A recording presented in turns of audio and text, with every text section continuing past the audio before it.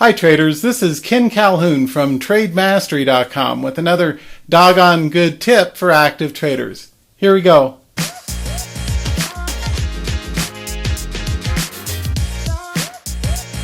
So, how many times have you ever gotten into a trade, starts to go in your direction, and then it immediately turns back down and causes a stop loss? It can be frustrating. One of the things that we're going to cover in this session is how to look at your unrealized P&L, and I want you to start giving more thought to using unrealized P&L, either how much you're up and the trade's going in your favor, or how much you're down, instead of just looking at the charts. Coming right up. I'll let you in on a little secret.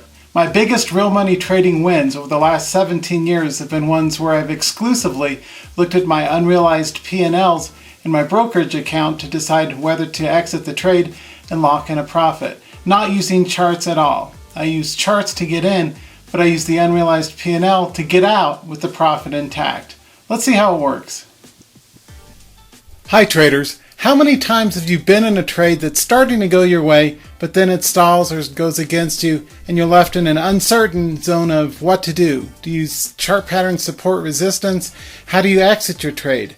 Or if it's in your favor and you're in the money in the trade and it's starting to go back down against you, how do you trail a stop or lock in profit?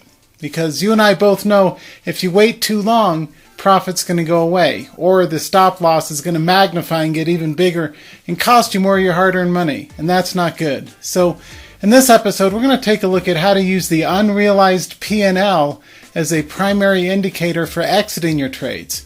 You know, I think all the trades I've done, the best trades that I've made are ones in which I get out with profit intact before the market takes it back. So I want to teach you how to use unrealized P&L in your brokerage account as a key exit signal, not just using simple chart pattern support resistance. Let's start by breaking it down from start to finish. If you've ever struggled with being uncertain as to where to get out of a trade, the clue is not in the charts, it's in the money. One thing that I think of all the traders I've helped over the years, the one thing that seems to be missing from most people's understanding is how to manage exits based on profit or loss. And the reason is simple. A lot of the trading educators aren't even real traders. They're phonies. They just talk about charts, so they're not able to teach you about real money P&L management. I'm a real trader, so that's one reason why traders trust me, is they've got the experience to prove it. One of the things that I think can really help you is to look at your trades from start to finish with the end in mind, meaning how do you manage using the P&L to exit a trade? One of the tips that I shared with my audience at the Money Show Las Vegas Traders Expo a few weeks ago was to use 20% of an exit, and I covered that in a previous video. If I'm up unrealized P&L, say $600 in a swing trade or a day trade, and it goes back to $500 unrealized P&L, I'll go to cash just because it's starting to take my profit back. Now as a trader, think about, let's say you're in a handful of positions and you start to see some money in them. They're starting to go your way. The trades are starting to work out, you're in the money, the trend is going up if you're long, and the trades are starting to bank a profit, either minute by minute for a day trade or day by day for a swing trade.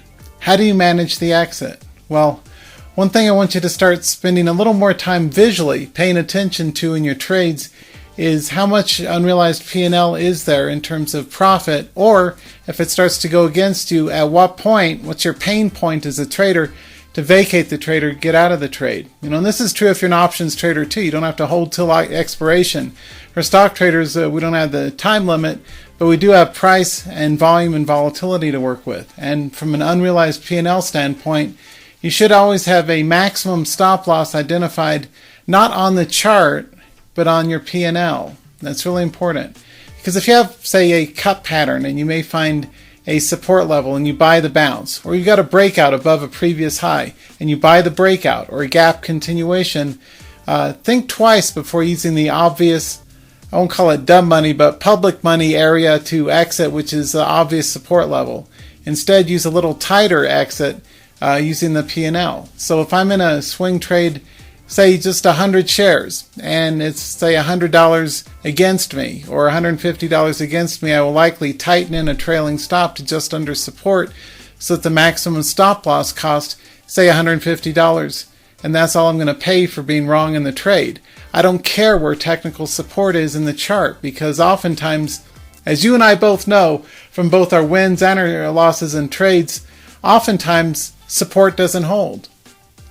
Good example, a trade I was in a few months ago was in a SNAP, S-N-A-P, and I bought it near 21, it ran up to 23, and it came back down to 21. I went to cash because it was a break-even trade. I was not looking at technical support. If I'd used technical support instead of price action or the unrealized P&L, I'd have taken a much bigger stop loss. I think it went all the way down to 15 or 12 or something. So don't look just at the chart for a clue as to when to exit a trade. And this is especially important for bad trades or trades gone sideways. Stop the madness. There's got to be a smarter way to trade, and it's all about using the money in your brokerage account. So the unrealized P&L column should be a core part of what you do as a trader. Most of my energy as a professional is looking at the unrealized P&L, either green or red, up or down in my trades once I put on a position. The chart patterns become very secondary. Now, chart patterns are of primary importance when we're looking for what to trade and where to trade it. We want nice, strong, uptrending, continuous charts that make sense, that have good, strong directional moves or gap continuation or ascending triangle or momentum candles or whatever pattern you use to get in. That's all well and fine. But your money as a trader is made or lost based on where you exit the trade. So using the P&L as a core determinant of that really makes a lot of sense. I think what you'll find when you start becoming, let's call it more of a mathematician or accountant or a money risk management based trader, you can potentially do a lot better, at least speaking from my own experience. The charts are only half the story. The P&L is most of the story once you get in the trade. So before you get in the trade, you use the charts. After you get in the trade, you use the P&L to manage risk. And the reason I say that, just a friendly tip from one trader to another, is that the cost of not doing it this way is that you will let trades go far money-wise against you because you're waiting for a support bounce off of a previous support line, which oftentimes doesn't happen. It doesn't find support or may slow down and then continue to collapse against you. And it's really frustrating to have trades that go far against you because trends, as you and I both know, often continue far beyond what we expect, either to the up or the downside. So give a little more thought to using a careful P&L based exit strategy as part of a careful, intelligent approach to managing risk in your trades. So charts for the entries, that's still fine. Scale in and scale out, leg in or leg out, or add to winners and scale out of losing trades. But do that with the P&L clearly in mind, with the money in mind. It's all about the money. So like I say, if I'm up $1,100 in a trade, $1,100 in a trade, and it gets back down to $1,000 or $950, I'm going to close the trade no matter what the chart says because I want to bank that $900 profit. I don't want to give it back and hope that it bounces at technical support, which might be down at, say, $200 unrealized P&L profit in the trade. I don't want to sacrifice a big chunk of my profit. So remember, our goal is to sweep profits out of the market, build our account equity up strategically week after week and month after month and year after year and whatnot. And so to do that, at least one thing that I found helpful is to use the P&Ls to manage the exit. Spend a lot more time on that. I think it'll really help. And certainly like to hear any comments or questions, so feel free to post those in the area below. If you're not already subscribed, click the subscribe and the notification icons here in YouTube so that you can be notified when we've got new videos.